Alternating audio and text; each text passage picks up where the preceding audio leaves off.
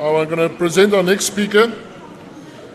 Tom Robinson farms at Hoyleton, and I hope I pronounced it correctly, South Australia, just a little ways north of Adelaide, on an average rainfall of between 325 and 450 millimeters of rain. He's the current president of SANTFA, and he's been a zero-till guy for 14 years now, running a Johnny, according to him. For those who don't know, it's John Deere. He uses a cell-borne stripper header, controlled traffic, and he likes to share his knowledge, apparently, and we've been experiencing that over the past three days. And he travels to the US quite often to also look at what they are doing and to get more knowledge.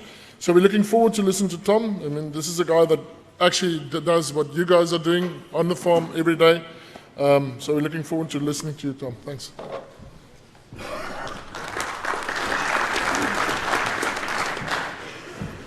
Well, thank you very much. G'day. Thank you very much for inviting me here. My Afrikaans is terrible, so I'm going to speak in English today. And I hope that you can all understand me. So we do talk quite fast, I suppose. If at any time you can't understand what I'm saying, please stop me. If you have a burning question that you really want to ask, then please ask. So I always start with this photo here. It always reminds me where I come from, and I was just saying before that in my office I've got this blown up. This photo here is a photo of my great-great-great-grandfather. And he cleared the scrub and he started farming at Hoyles Plains, where we're from. And so this is just a really good reminder of where you come from and where we're going to be. And technology circles. So this here is a really old-style stripper front. And you're going to see that, you know, halfway through my slides I start talking about a stripper front again. So technology, we're just recycling technology. So I farm 2 hours north of Adelaide, which is right in the middle there. I think a lot of you guys have been to Perth, but Greg and I both come from 2 hours north of Adelaide. So we're covering about 4,100 acres, 1,600 hectares, and it's just my dad, my mum, and myself. So there's no hired labour. Labour in Australia is very expensive. So it's just the three of us. 350, 450 mil annual rainfall, 90% winter dominant. So I'm hearing a lot about the drought and how dry it is and it doesn't rain and the stones and you know. So guys, it's nothing new. You know, everyone around the world, you know, travel a bit, go and get out of your own patch and have a look around. There's drier places, there's stonier places. Spring crops over winter, obviously, but we are trying to do some cover cropping and some sunflowers. Red-brown earth, very sticky red clay soils. I don't have any stones, and then my western block's got a lot of sand, loamy sand soils.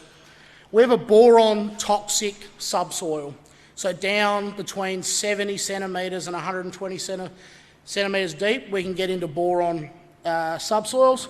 pH is between 6 and 7. This is what the local scrubland looks like. So this is what my family has cleared. And we see what Mother Nature has done. She's got a nice big tree there with a deep root system. We've got little trees and shrub, and we've also got some native grasses in there as well. And so mainly rotation at the moment is wheat, canola, and I'll explain that a little bit further. But we're adding sunflowers, cover crops, but I can also grow barley, lentils, faba beans and peas. So we've been minimum till, which is what I'm going to call a knife point. It wasn't quite a knife point, it was a superseder point on a Gason bar. Haven't had livestock for 25 years, so we're lazy. We do not want livestock.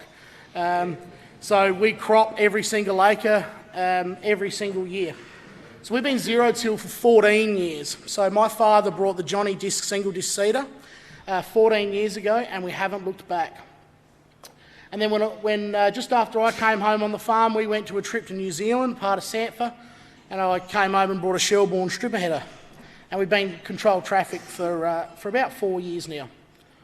So the district active average where I am, full tillage is about 2 tonne to the hectare. No till, knife point, press wheel was about 4. And I'd like to say, and I'm going to say it here, Robinson Farms system. Now I'm going to call it a system, so it's when you get everything in your farm as a system and it all starts working together. we are now 5 and 6 tonne, and I have rep to 7. So we are tripling conventional tillage neighbours right through the fence. So the zero till has been the biggest change on our farm for 160 years. It's taken 5 generations of my family to stuff up good farming land. And it was good land. It was about 8% soil organic matter. Now we're back to 0.5 to 1 to 1.5. So as soon as we started degrading our land, it just went downhill and downhill. And so it's going to take time to fix it. So what I'm going to focus on now is the John Deere single disc and just run through why we chose the Johnny and what I like about the Johnny. So this is a photo of a pretty standard John Deere disc. It's running the standard gauge wheel, the standard seed lock wheel and the standard closer wheel. So we start mucking around with things. We buy one of something and try it, and you go and sow a crop and you see what that one row looks like, if it's made a difference. So we tried some D-cup diffusers and they were great, but I've moved to another diffuser. But the main thing we went to was we started using this yellow tab here from Needham. It's 3 times as thick as a standard John Deere, and it's also shaped to the slot. And that helps you get your seeds into the bottom of the slot. And also we went to a Martin spoke closer. So the cast closer, when you've got a lot of stubble on the soil, that cast closer, all it does is push chaff and straw back into the slot. Well, we want loose soil over the top of our seed. So that's why we went to the Martin spoke closer. And then we started playing around. So we put the spoke closer on. We were closing the slot really well, but we were just noticing we weren't pressing the seeds right into the bottom of the slot. So that there is a Needham what he calls a V8 wheel. It's half the width of the John Deere. And what Needham did is he dug out the trench and he took a concrete cast of the slot, and then he designed that wheel to fit right into the bottom of the slot. And in our conditions, in our dry seeding conditions, we want to press the seeds right into the bottom of the slot. If you've got any amount of moisture there, you're going to get it up. But also in dry seeding conditions, you don't want to put seeds into dust. You want to put seeds into firm soil to get the root systems happening. And so both Phil Needham and Matt Hagney from Exapta, they both got their heads together and they wrote a little article about what a disc seeder should look like. And they didn't name any names, they didn't do any of that, they just talked about the theories. And so the theory they came up with: cut, place, press and cover. So you want to cut the residue, you want to cut the soil, and you want to cut it cleanly. You need to place the seed into the bottom of the slot. You do not drop it, you do not throw it. You place the seed gently into the bottom of the slot. And then you press the seed into the bottom of the V. And that is very important, to press the seed. You're not pressing the soil, you're pressing the seed. And then you cover the seed with loose soil. And by covering the seed with loose soil, the capillary action of water will not move up through loose soil, but it will move up through compacted soil.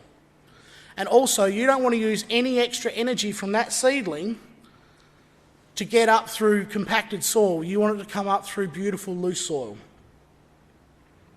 And so we're going to run through the theory here. So we're going to cut it, and on the back side of that disc is the boot. We press the seed with the seed lock wheel, and then we close the slot with loose soil. And so I'm running that narrow gauge wheel there. The standard John Deere gauge wheel comes out at 4 inches. That gauge wheel there is 2.5 inches wide. So with your stones or with your tram lines or spray ruts, the narrower gauge wheel is closer to the disc and it fits down the slot better and you get better depth control. So as you can see there, that tyre is now not rubber, it's plastic, it's a plastic compound, and that's going to handle your double Gs, it's going to handle your stones and anything abrasive that you're going to hit. And so here we see the inside of the boot. So this is what the photo's a little dark, but there's the inside of the boot that runs down through there. There is the Needham seed tab. We're going to press the seed into the bottom of the slot.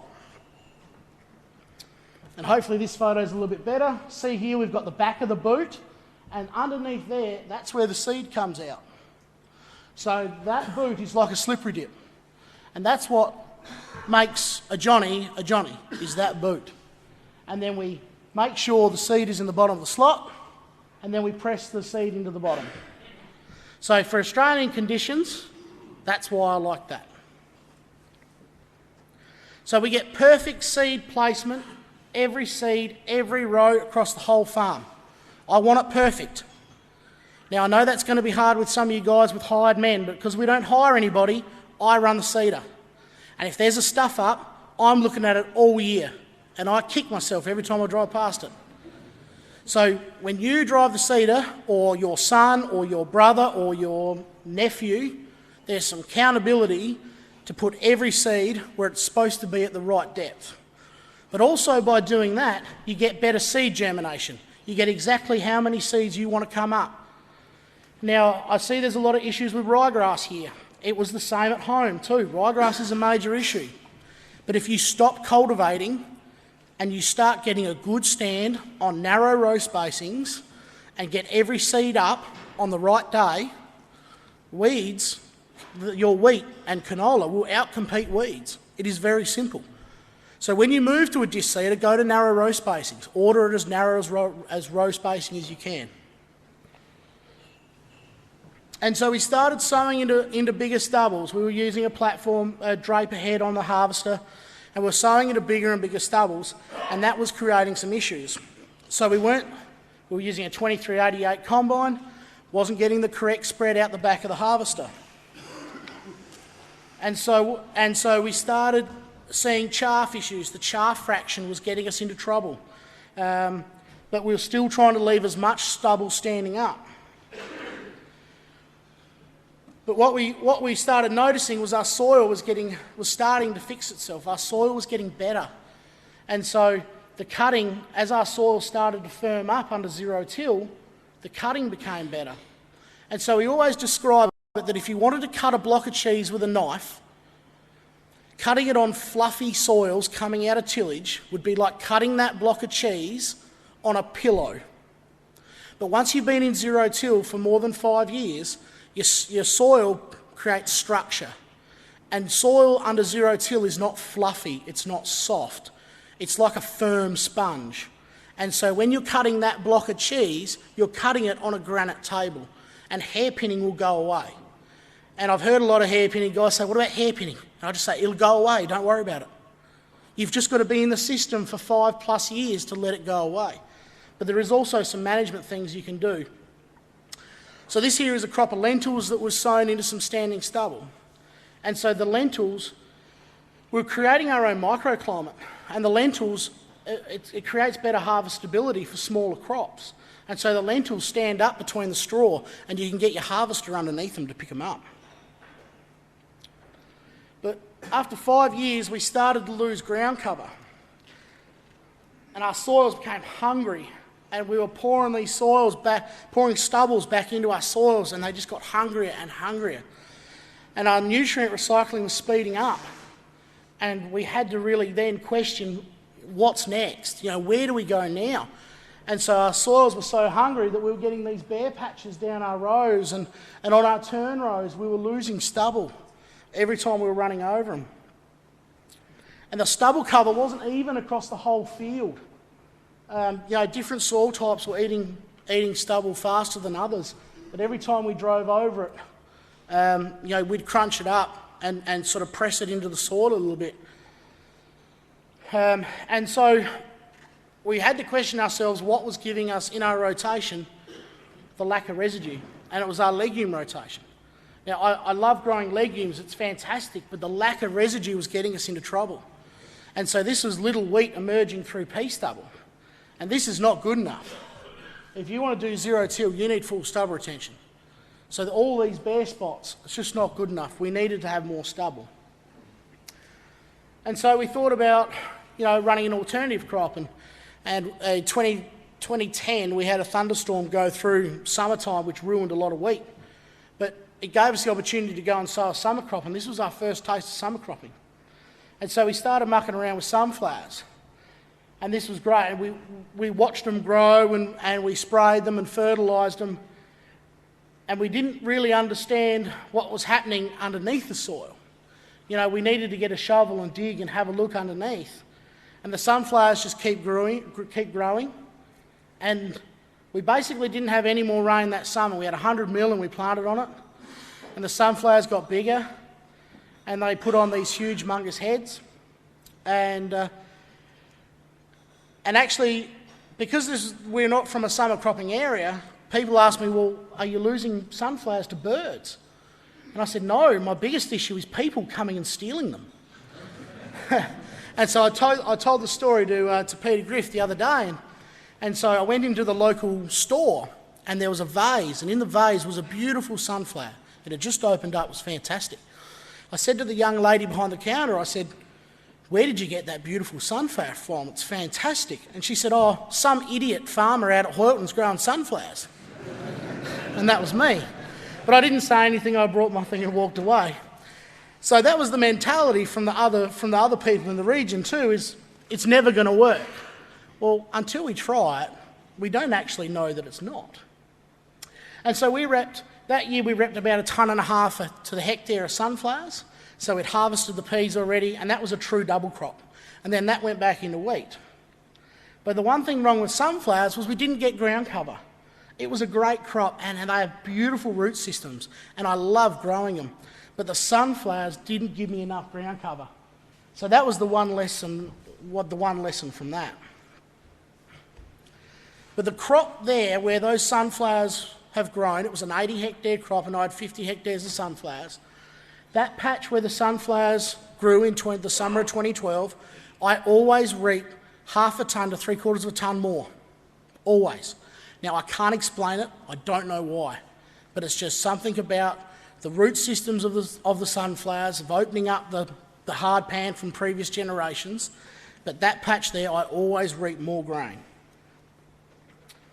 But underneath the growing crop, we had reasonable stubble. So this is some wheat stubble underneath the canola crop. And so we had a tour to New Zealand, and I saw a guy running a Shelbourne stripper header. And so I did a lot of research about it, spoke to a lot of guys in the US, learnt that they were nothing new. Guys had been using over them for 10 or 15 years. And so I took that from America, took that little piece of information from New Zealand, took a little bit of information from the US, and I rang up Dad on the way home I visited a guy in the US, rang up Dad just about to hop on the plane to come home, and I said to Dad, ring up the dealer, we're buying a stripper front. And he said, okay, and by the time we got home, we had a quote, and that's the way we decided to go. So the residue management starts at harvest. It doesn't matter if you've got a tine and you're doing no-till or you've got a disc and doing zero-till, residue management starts at harvest. I've had a couple of questions about a heavy harrow to shift straw. Don't worry about it. Spend money on your combine to spread residue. And I don't like residue managers out the front of a disc, right? Spread your residue, get it right with the combine. It's easier to do it at harvest than it is to do it before seeding. And so we found a 30 to 50% increase in harvester capacity. Your rotor is just putting grain and chaff through, and then we save 25 to 35% fuel savings. And so we're now updating our harvester, but this little 2388, I could reap more with a stripper front with an old 2388 than my neighbour could with an 8230 case with a 40-foot draper head. It's just because you're not putting through all the residue, you can clean the grain up very well and increase harvester capacity. Okay, can I get you to play that first video for me?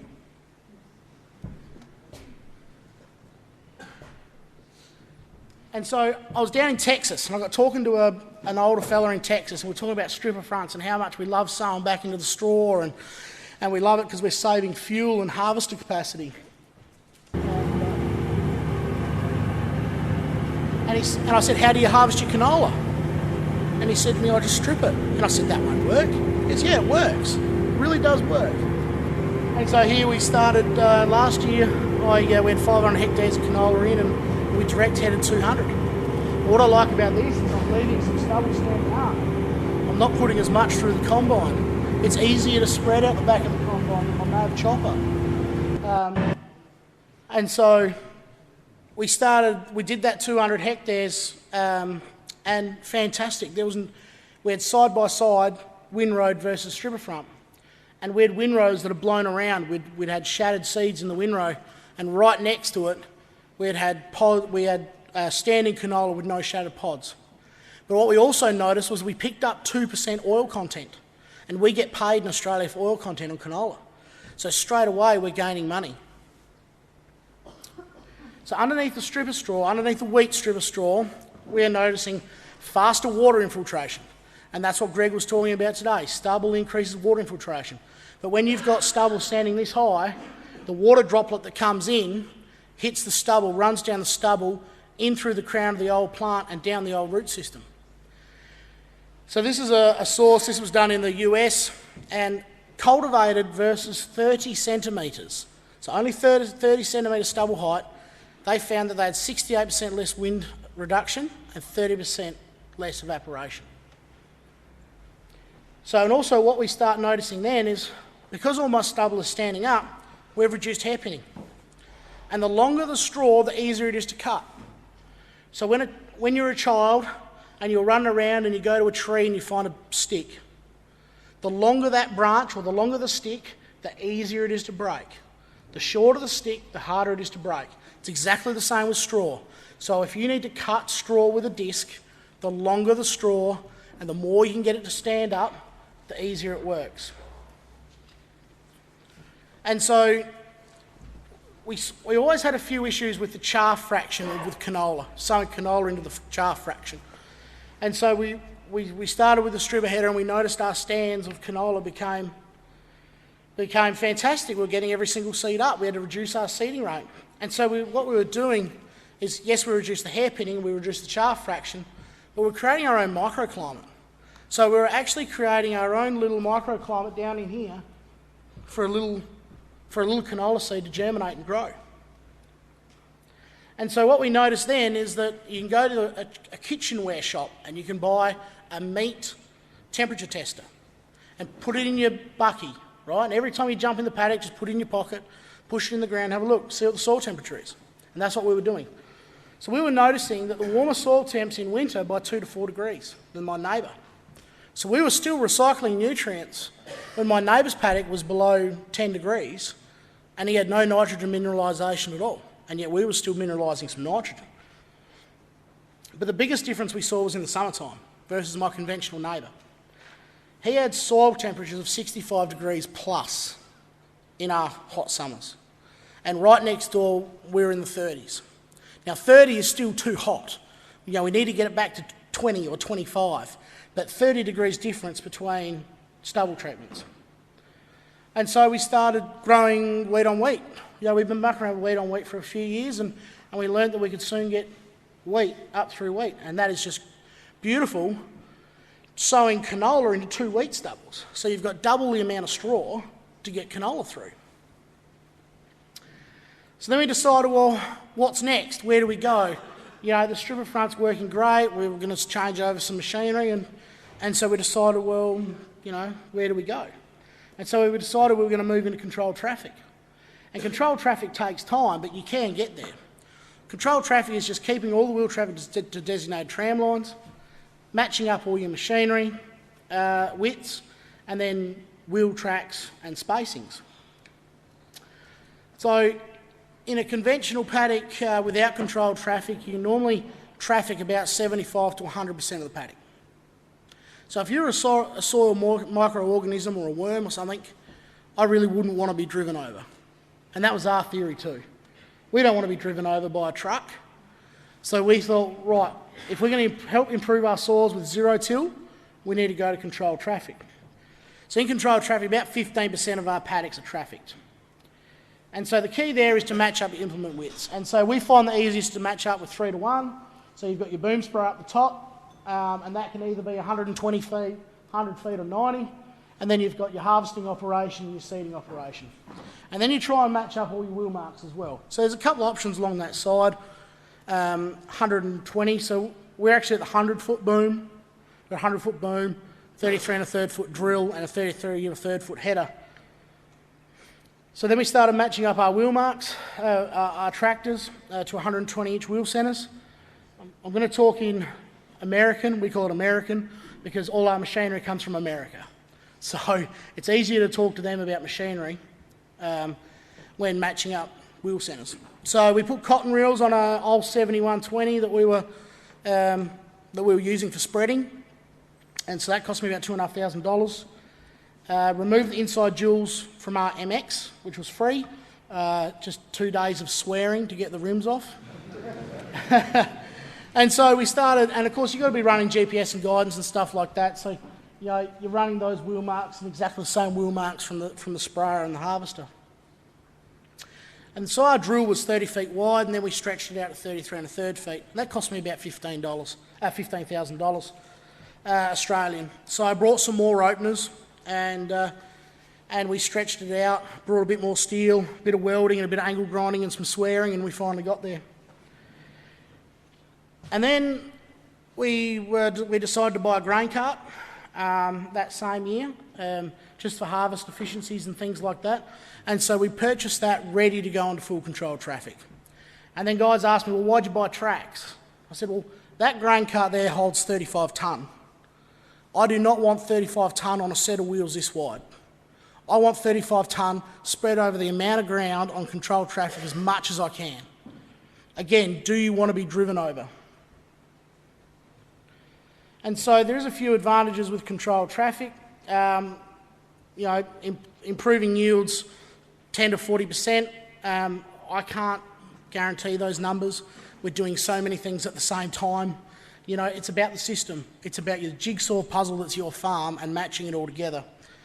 And we're saving fuel. We're saving from 5 to 20%. In my sprayer, my self-propelled boom sprayer, I'm saving about 15% from driving on the same wheel marks every year. And higher efficiencies from your fertiliser and your chemicals. So the improved tramlines allow us to get on the crop. So when the crop really needs nitrogen and it's raining and it's wet and sticky, we're noticing we can get out there days earlier than neighbours. And we're improving our soil, which is the goal of the farm, to improve soil.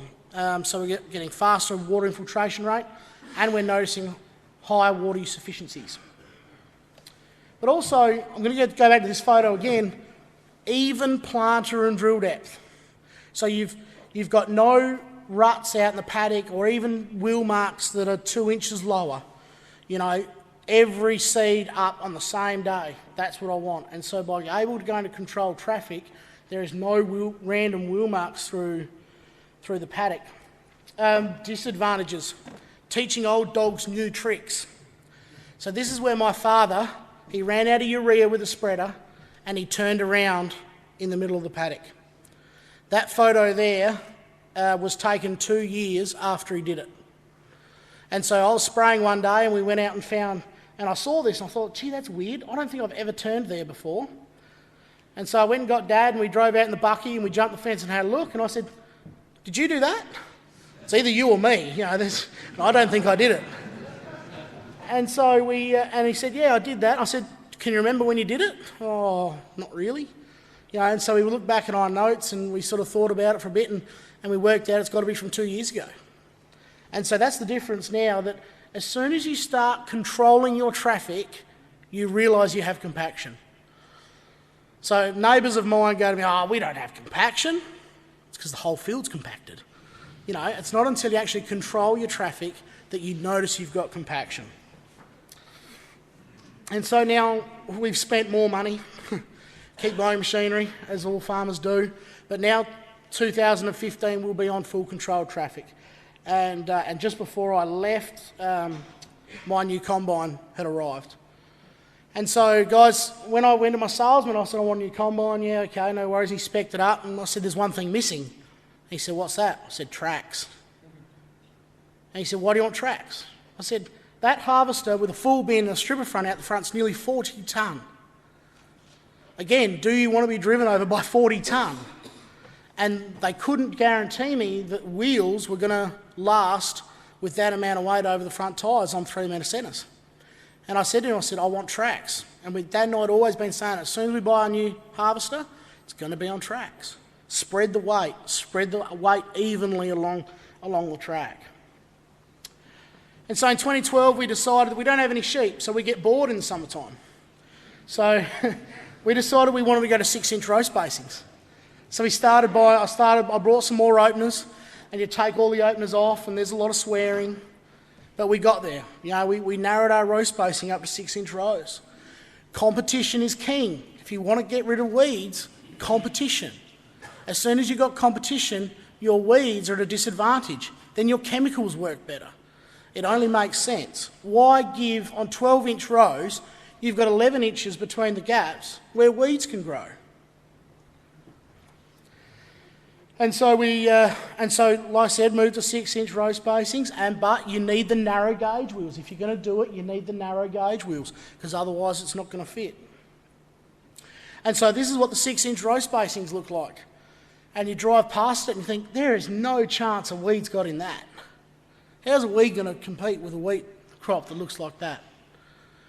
And so you get to a point of the year where the wheat starts to head up and it starts to get spiky, and the row spacings look wide again. I drive past my neighbours and I can see plain dirt between the wheat rows. Now that's all evaporation. We have just as much evaporation during the winter. So you've got to save moisture even in the winter as well as the summer. And so we started adding more weight. So more openers, you need more weight. So that's it's got 66 openers on it, obviously 33 1/3 feet. But there's 1.5 tons in the middle, and there's 700 kilos on both wings. It doesn't need to cost you a lot of money. I just went down to a tractor wrecker and said, I need weight. What's the cheapest weight I can buy? And so we brought these old Chamberlain wheel weights for a couple $100. He just wanted to get rid of them. And so we just set up a bit of RHS iron across the back and mounted it up quite simply. This is my wing weights. And so if you want to put weight on, especially a Johnny or a Case or a Bogot, because of the way the disc pushes backwards, down and forward, you need to put your weight down the back to transfer that weight to the downwards and forwards pushing discs. And so those weights there cost me, I took those weights off an old harvester that a friend had of mine. They cost me a carton of beer. And the other styled weights there, I think they cost me a couple $100. And so the other thing about disc seeders is you need down pressure. There's a difference between down pressure and depth. So your gauge wheel on every single opener determines your depth, how deep that's going to go in the ground. And now you can move that gauge wheel up and down to determine how deep. But if you don't have down pressure, you're not going to get the penetration into the ground. So this rock shaft here, this 4x4 rock shaft, when you put your hydraulic pressure on, that rock shaft tilts backwards like that. So for guys in the room that have got a Case SDX or a John Deere or thinking about a disc seeder, that rock shaft there on a Johnny, we want that flat to 2 degrees back. And what that does is that compresses this spring. And we want about 1 inch to 2 inches of spring compression. And that gives you your penetration and your down pressure. So if you want to change the depth, you need to change the gauge wheel, but you should always run more than adequate down pressure on that disc. And so when guys say to me, I had a disc once, but it didn't work. Why didn't it work? What did you do? So I start asking questions. Did you run enough down pressure? What's down pressure? Did you have enough depth on the gauge wheel? I don't know. The dealer just delivered it. Not good enough. Got to learn how to work them. So my neighbour has bought a Johnny this last year. The dealer delivered it. They sowed a paddock with it, and then he rang me up and he said, Tom, can you come set up my disc for me? I said, yeah, no worries. Everything on it was wrong. The dealers do not know how to set up a disc. And so with the added weight, the added down pressure, taking the joules off, our poor old MX tractor, she was really struggling. We were, we want to sow about 10k an hour, and we were really pushing it at 9. It was running all day at 2200 revs, running flat out. And so we ended up buying a road track quad track.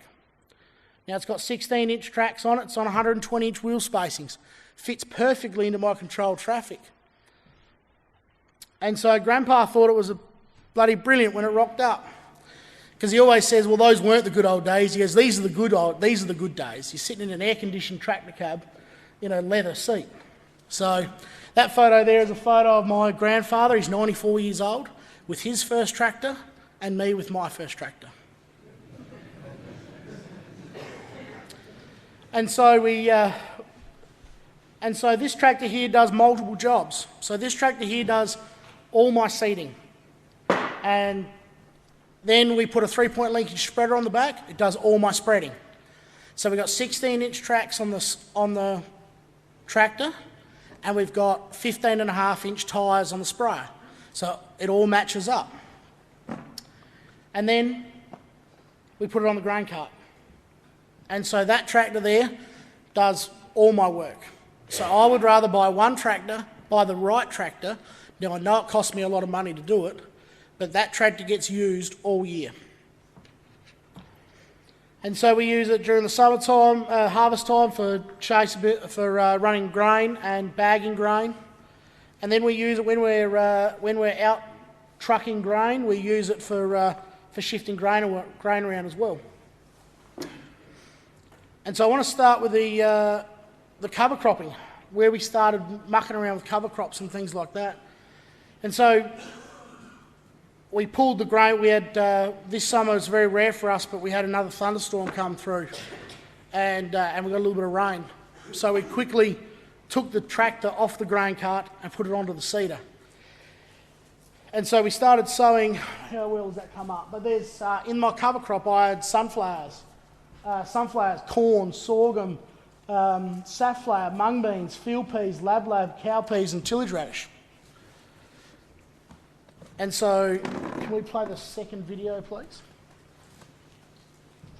And so we were trying to out-truck grain, so I drive the truck. Yeah, there we go.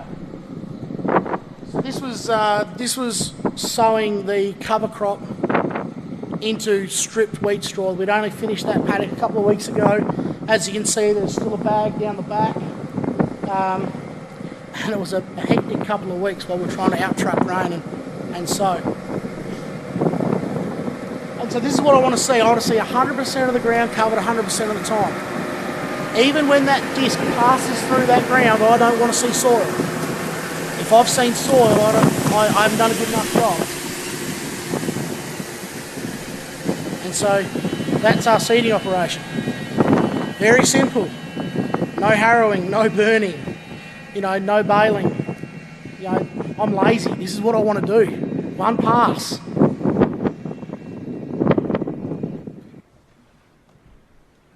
And so after we'd sown it, we had about 2 weeks of 40-degree weather. And it was hot. Damn, it was hot. And very dry. And we thought, well, there's no hope in hell. That's not going to come up. It's too hot. And we went back to the paddock. We're going back to the paddock most days and checking it, and it came up. And, weeks later, it gets looking better. And in a dry climate where we are, where there's nothing green for miles, I've got little dots of paddocks. I'd go into a paddock and I'd do 3 or 4 up and backs along the fence, and then I'd go to another soil type. I think I ended up sowing a couple of 100 hectares, or about 150 hectares of cover crops in 25 different paddocks. I just wanted to do a couple up and backs here and see what it was going to do. And it just kept growing. We didn't have any more rain. It just kept growing. And then we had a little bit more rain as we were getting close to seeding, and things really took off. The weather was starting to cool down, and things started to grow. This is Japanese radish, or we call it tillage radish. Absolutely fantastic for opening up subsoil. And so I was spraying volunteer wheat around the edge of it, and just thinking, far out. Look at these sunflowers and the corn and the ground cover. So we've got last 2 years of wheat, and then we've got the cover crop. So a photo of my father with a Japanese tillage radish. They're everywhere, dotted through it. And if you want to open up subsoil, they talk about deep ripping and things like that. Well, if steel caused the compaction, steel won't fix it. You need to fix it with a root system like that. Now, I think that tillage radish is probably a little bit big. I'd like to see it half the size and deeper. But in that tillage radish, that is full of nitrogen, phosphorus and trace elements. And that there is ready to go. As it breaks down, that's going to be releasing into my wheat crop when I need it. And so this was sowing into the cover crop. Can we play that last video, please, sir? And so sowing into that cover crop was fantastic. Had new experience. Loved it.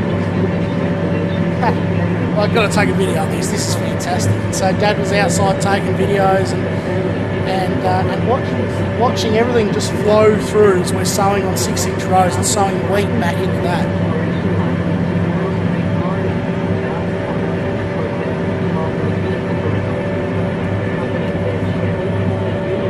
And so we sprayed that cover crop that morning with Roundup, a couple of litres of Roundup, and then I sowed through it. So what we find is that cutting through green material is no worries, it just cuts like butter.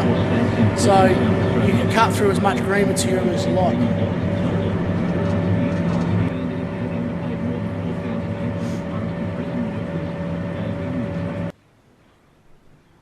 And so, and like I said, I was that excited that I had to take even photos.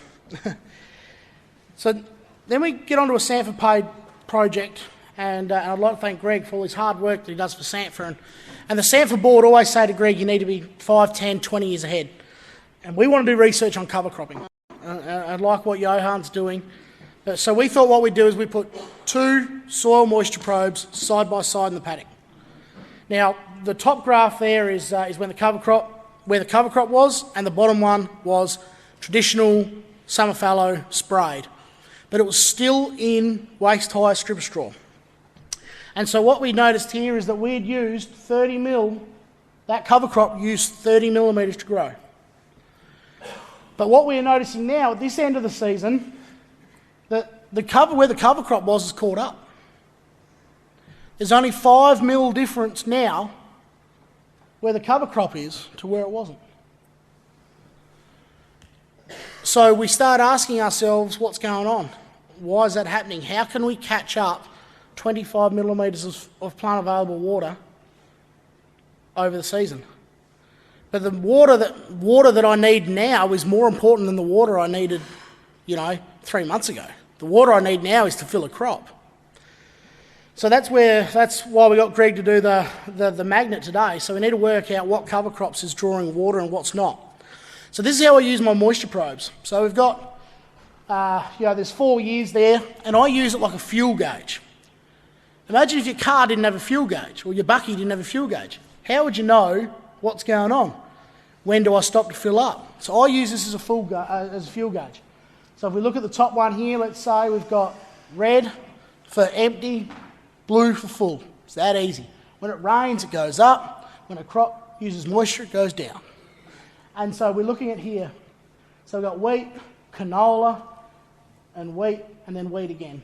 And so this year we had a good rain, that rain that I sowed my cover crop on. We had another good rain, opening rains then. And we've had reasonable rains through the season, just enough to keep up with the wheat. And now my wheat is starting to draw down on my crop. Draw down on moisture. And so what we see here is exactly the same thing. Trojan wheat planted, and we get a little bit of a rain spike. So here, let's say we got approximately about 100 mil of stored water. But what I'm making decisions on in season is I'm making decisions on nitrogen. How is it going to yield? How's the crop going to yield? I've got X amount of stored water. So if we got in here, say April, May, June, so I'm spreading urea in June and July. If it was down here, I'd be saying, nah, we're not going to buy any urea. It's too risky. We haven't got the stored moisture. We can't rely on the weatherman because he doesn't know, but this here I can guarantee. But when we've got full moisture at this time of the year, I'm happy to go and put urea onto my target yield. So this was the wheat coming up through the cover crop. And it's another exciting thing when you go and scout your field and there's beautiful little wheat coming through a cover crop like that, because you just don't know if it's going to come up or not. And so here, the tillage radish, when I went through, some of the tillage radish popped out the ground and just lays on top. When you pick that tillage radish up, turned upside down, all the worms are in there eating it. And so this is a winter cover crop that I've grown this year, and when I get home on Monday I'm going to be sowing sunflowers into it. The cover crop, that's me standing in the cover crop. I know I'm not that tall, but you know, the cover crop's now getting to 6 and 7 foot high in places. It's cereal rye, tillage radish, field peas and lupins, all in the same mix. So I've got lupins and peas to make nitrogen. I've got cereal rye there to make fibrous root system and to make more ground cover. And I've got my tillage radish in there to open up my subsoil. And so there we've got, I like that size tillage radish. I think that's a better size tillage radish. So if a farmer starts farming at the age of 20 and retires at the age of 70, he's only got 50 plantings and 50 harvests.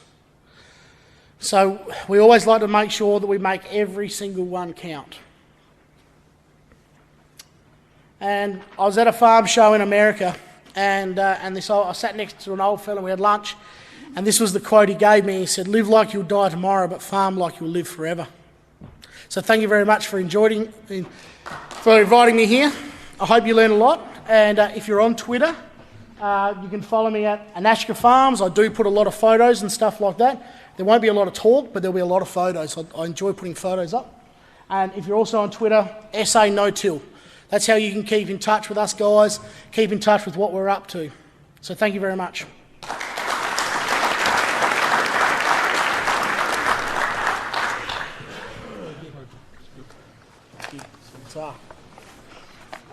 Thank you.